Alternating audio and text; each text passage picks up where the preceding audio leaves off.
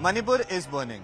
Over the last 3 months, there has been constant violence in the state of Manipur, whereas little to no action has been taken to suppress this violence, and that is the reason why we have seen that the violence is continuing out there. Yesterday, a video came to the fore where the entire video went viral, in which we saw the manner in which women were being paraded and they were being raped. Regarding that has in fact outraged the entire nation, and today the Mahila Congress has decided to carry out a protest in this entire matter. If I can show you in the visuals over here, the Mahila Congress workers are standing out here in a protest. They are trying to march towards the Indian Parliament, where the Indian cabinet is sitting, just to make sure that they hear the noises of the women and the manner in which the safety and security of women has been on stake out there in Manipur. That is something that needs to be looked into with utmost care. Now remember, this incident that happened at least, in fact happened more than 2.5 months ago, and since then there has been no action. What local police have come on record and said that they had no idea that this incident has happened in Manipur. But the biggest question is, how can the local police have no idea that such an incident has happened over 2 months ago? Where was the police at that point? Where was the local intelligence? How did the local intelligence fail in an area that is violence hit, that has been struck by violence?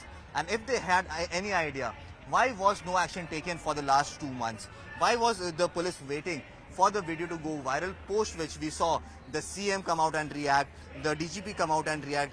Why were they not reacting on this entire incident for the last 2 months, when the modesty of these women were being broken down piece by piece? In the FIR that has been filed in this matter now, it has been said that there could be around 900 to 1,000 people who could have been involved in this entire incident.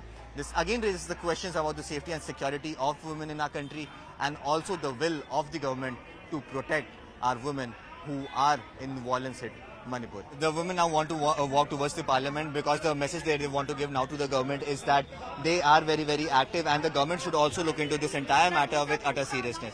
I'll just try and show you the visuals over here. Since they have been stopped at the gates of Jantar Mantar, they have sat on a dharna right at the gates of Jantar Mantar, and are very adamant that they will not stop until and unless they are allowed to walk towards the parliament, so that the Prime Minister of the country could actually hear the voices of Manipur and the manner in which there has been violence that has been ongoing for the last 3 months. And that is the reason why there is so much outrage, not only amongst the women out here, but each and every person who is present out here is definitely outraged by the kind of incident that has happened in Manipur, and especially the kind of visuals that has come to the fore. That has definitely shook the conscience of the entire nation.